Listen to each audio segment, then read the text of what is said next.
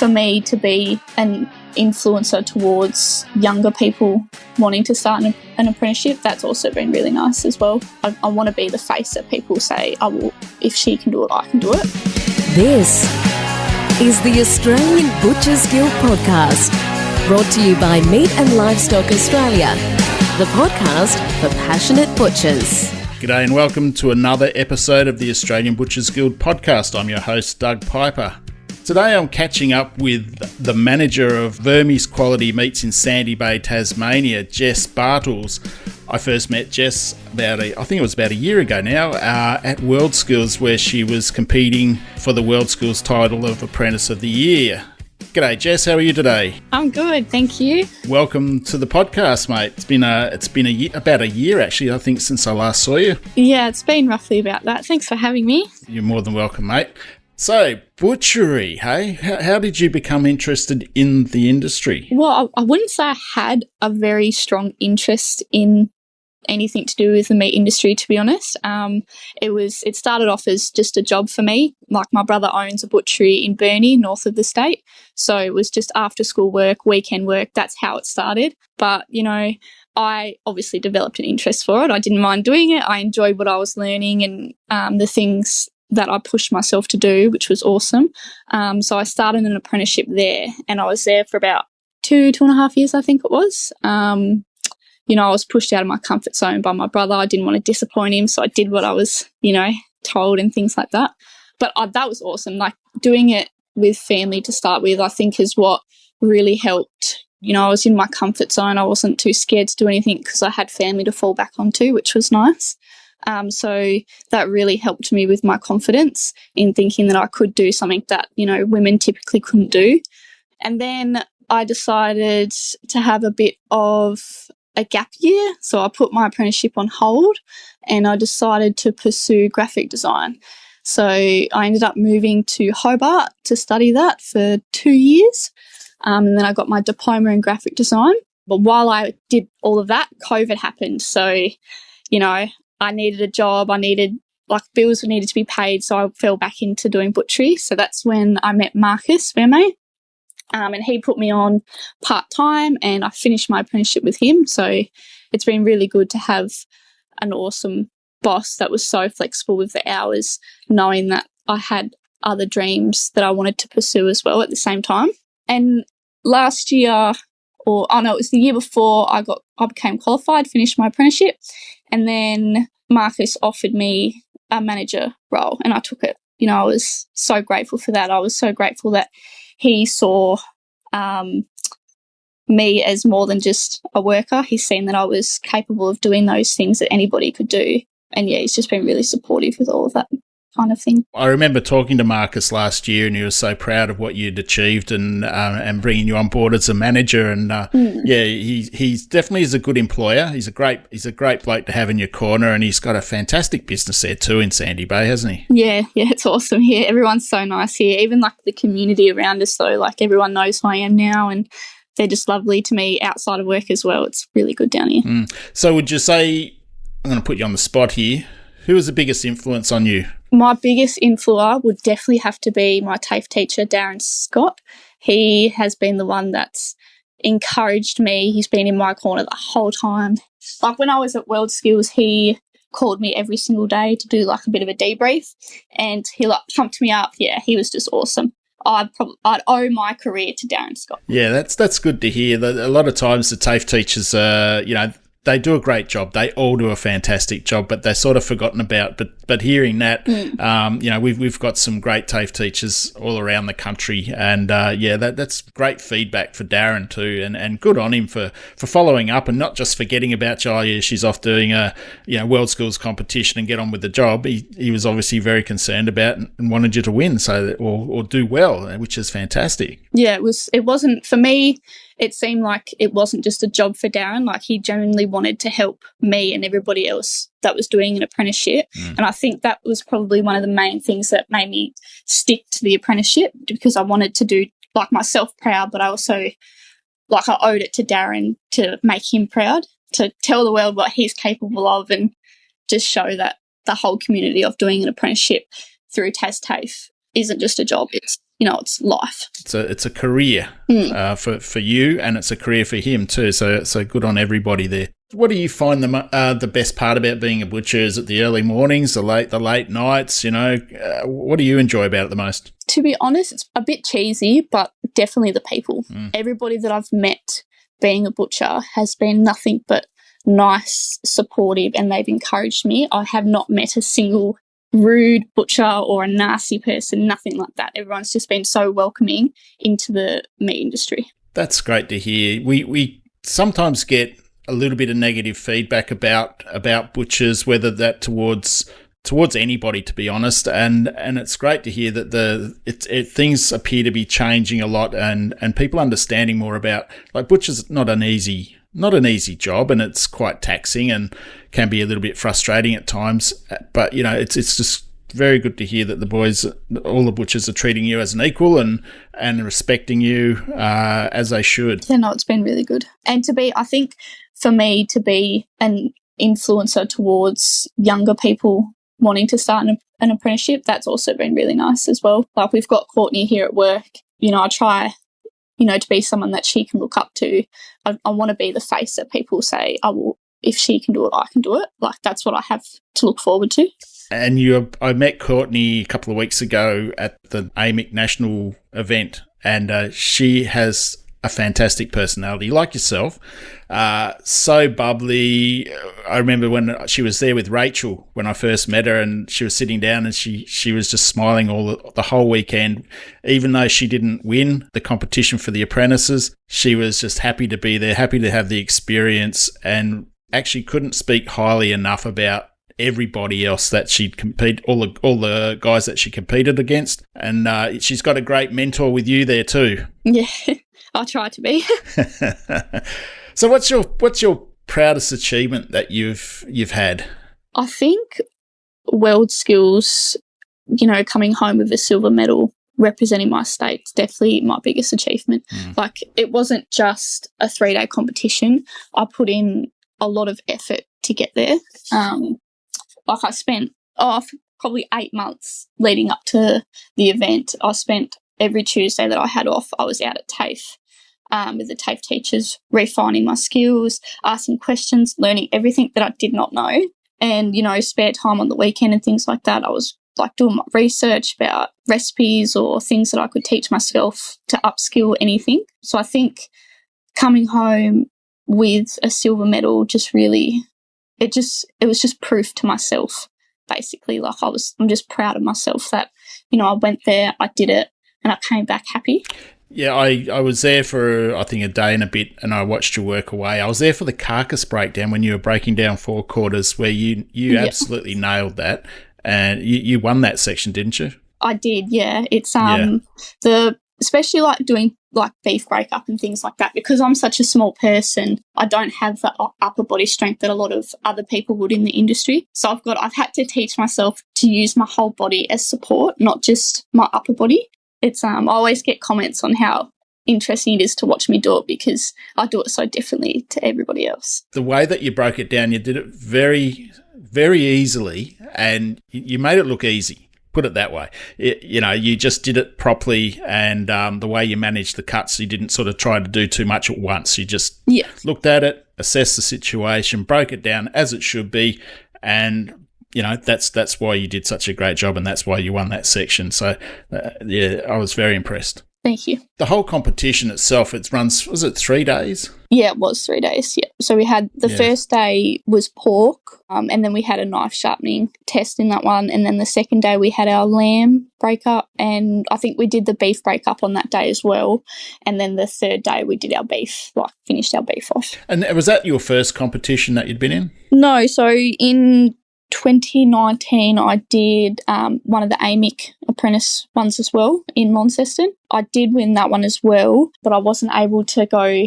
to the mainland to compete. Oh, that was a pity. It was, yeah. So apart from butchery, what other interests do you have? What's the career plans for Jess? So I've obviously got a passion for design. Ultimately, I'd like to do something in combination with the meat industry and being able to do my design work. So I've actually started doing social media content for butcheries. So I've started with my brother's butchery because he's been more than supportive enough with that, and just helping him with that online presence that a lot of butcheries or other wholesalers don't have. So I think, my background knowledge in the meat industry, knowing what I'm talking about, knowing who I can target and things like that, and combining it with my knowledge of how to use a computer or the design softwares, I think that'd be really good to show other places that are struggling to have that positive awareness put onto their companies. Like, I know here in Tassie we've had a few upsets with our abattoirs and things like that, but it's not all about the negative side of things. I want people to see that what we do is important, and being able to showcase that with everybody would be really good for us. Yeah, it's an integral part of business these days, having an online presence and doing it properly and having the right information. There's a stack of it out there, as you would know, about the industry, and a lot of it is positive. It's got to be presented to the consumers in the right way. And that leads me to the Global Footprint Scholarship Award that you won. You want to tell us a little bit about that? Yeah, so last year I was awarded the Global Footprint Scholarship through BBM Australia, and basically they fund my travel to go anywhere in the world to study sustainability in the industry. So originally I was all about Japan. Like, I wanted to go to Japan to learn about the Wagyu farms, how they integrate their land into the cattle and things like that. I did have a few hiccups along the way with that, with not finding any farmers that were willing to have me on board for work placement. So I've now shifted my interest towards Canada. So I found a farm in Nova Scotia in Pugwash, and they do regenerative farming. And paddock to plate stuff. So I want to go over there, learn about regenerative farming, get on the tools, play with the tractors, you name it, everything that I can learn about the farming would be awesome. Yeah, so I met a girl called Maria. She actually came to work with us for a couple of months here in Tassie. She set me up with this farm. It's her family farm, and they do everything from the breeding, the feeding, the processing, the packing, the butchery side of things, and they have a farmer's market and for like retail side of things. So I'm really excited to head over there and see the full process and to find out what makes their farm so sustainable and how I can bring that back to Australia. That sounds like a great thing to do. You never stop learning in this industry. It's such a big industry, and there's so many different channels you can go down. And one of the things that when I'm giving a presentation, I always hit on about the farmer. Like, we often, being butcher, you always talk about meat, but you think about the other side of the coin, the farmer. He's not actually an animal grower, he's a grass grower, because without the grass he can't have animals. So that's all a part of that's the biggest part of farming, and understanding it's not just grass like we know in the backyard. There's different types of grasses and weeds that the animals get their nutrition from. So having a great understanding about that, it's important to a lot of customers today, because there's everybody wants to know what they're eating, don't they? Yeah, that's it. Everyone wants to know where their food's coming from, which I agree with. I think people should know where their steaks come from or where their pork is coming from, and I think it's really important to bring that awareness to Australia. Yeah, that whole branding thing is important, whether it be sustainably farmed or environmentally friendly, HGP free, or whatever. There's just so many claims out there, but being able to back it up and being able to talk freely about it and explain it to your customers is very important. We've got the Australian Good Meat website, and that's got a lot of information out there for butchers. We direct a lot of butchers and wholesalers to that who want questions answered about sustainability and the environment and what's happening out there. So, that's a great tool to use. But getting it from another country's point of view, especially Canada, you just don't know what you're going to find, do you? No, that's it. I'm really looking forward to compare us to Canada and see what we could be doing better, for our sake and the animals' sake. Yeah, definitely.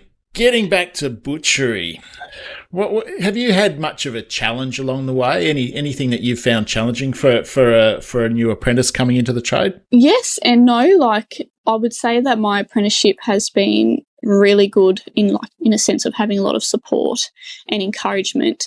Stepping into a manager position was challenging.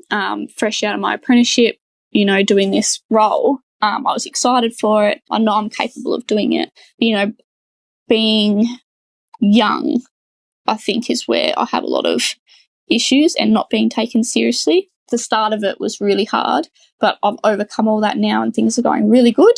But yeah, I think being young in an industry where there's a lot of older and more wiser people in the trade makes it hard to get your opinions out there or to suggest different techniques of doing things. Because you are so young, it's often looked down upon, like you're not experienced enough. Yeah, I understand where you're coming from there, and everybody has their own opinions about everything, but there's one thing: a fresh set of eyes and a fresh brain can make a world of difference to a business. Someone, you just don't know everything. And having a young butcher come through the trade who's got a completely different outlook on life, it can certainly give you a lot of assistance along the way. Yeah. Getting on to beef and lamb, what sort of, I know Marcus's shop down there and he does a lot of cool different stuff. So what are your customers normally generally buying down there in Tassie? Well, at the minute, we've been doing a lot of, we've had a lot of consumers come in asking for things for their smoker. So we're constantly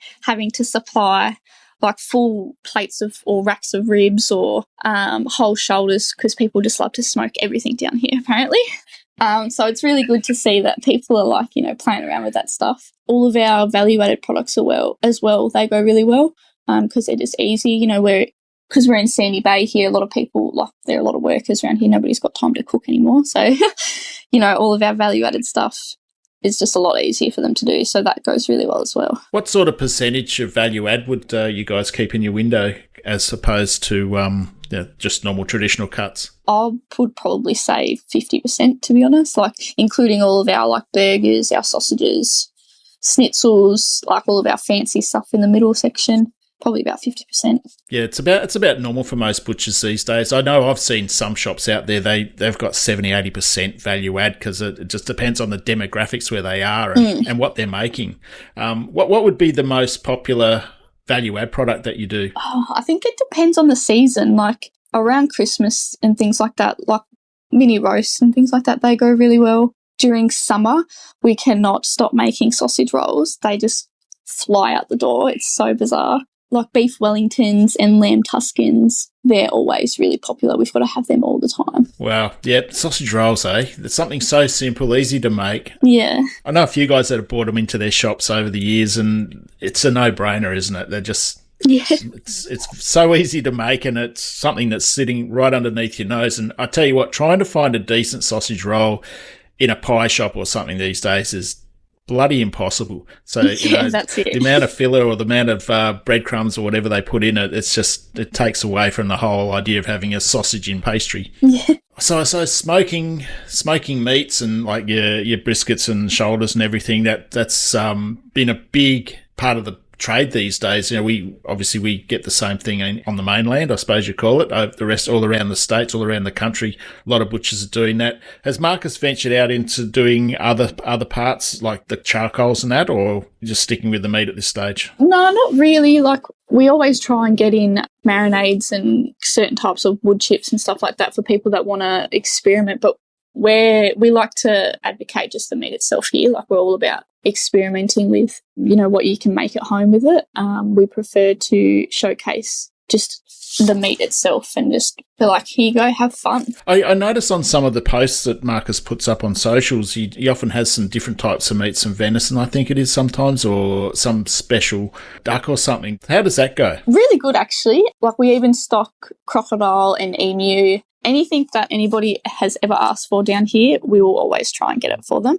The crocodile, if you've never had crocodile, it tastes just like chicken, but it has the texture of fish. Mm-hmm. So that's probably my favourite thing that I've ever eaten here in terms of exotic meats and things like that. But yeah, we're always stocking venison, wallaby, hares, rabbits, anything. What part of the crocodile do you normally get? Do you get tail or? We only get the tail in most of the time. Sometimes we've got I think it's just called boneless pieces, but I'm pretty sure that's just part of the tail as well. Tassie's so well known for its beef and lamb down there. Do you guys stock any particular breed? Are you using carton meat? Are you using, what are you guys using down there? So for our lambs, we get them from TQM, Tas Quality Meats, and our beef we get in whole bodies of beef. We get 2 of those a week, and then, we stock up with our other box meats and things like that. Usually King Island, or sometimes we'll have Cape Grim, but a lot of our stuff is Great Southern, the Pinnacle and things like that. Our cattle comes from up north of the state, so it gets all processed up there, gets sent to us. Do you have a particular farmer who provides you with the cattle, or is it just through a wholesaler? Marcus does have his contacts. He's got a farmer that picks out the cattle for him. All I know is his name is Rob. Good on you, Rob. You're doing a great job, mate. Good man, though, yeah. So, Jess, it's coming towards the end of the interview here. So at the end of each interview, we ask the guest 4 questions. So you ready? I think so. Okay. So what's your favourite cut of meat to work with and why? For me, it'd have to be the lamb shoulder, probably because it's so versatile. Like, you can do anything and there's so much you could do. Yeah. 100% agree with you there. If you had to eat one meal for the rest of your life, what would it be? Surf and turf with chips. Yum. Okay, what's the most unusual or exotic meat you've ever had to work with? Either the crocodile or the hare. Nice. I don't mind rabbit. Don't think I've ever had hare, but I've had rabbit. Yeah, I don't think there's much difference in the flavour. I think the hare's just like a bit more gamier. They're bigger. Yeah, and it is a lot bigger. If you could create your own signature beef or lamb value-add dish, what would it be? Well, honestly, I do not have an answer for this question, but I do like playing with pastry. So I feel like something with pastry would have my name all over it. Do you do a lot of pastries in the shop? We do, yeah. Yeah, I think they're a must these days. I think obviously the sausage rolls, but there's all different types of things you can do. Yeah. Fantastic, Jess. Well, listen, thank you very much for your time today, and congratulations on the scholarship. I hope when are you actually heading over to Canada? Have you got a date for that yet? Or haven't got a date. Have got a time frame, so it'll be around June, July. Oh, awesome. Awesome. Thanks a lot for your time today, Jess, and look forward to hearing about your career as you go forward. Awesome. Thank you so much.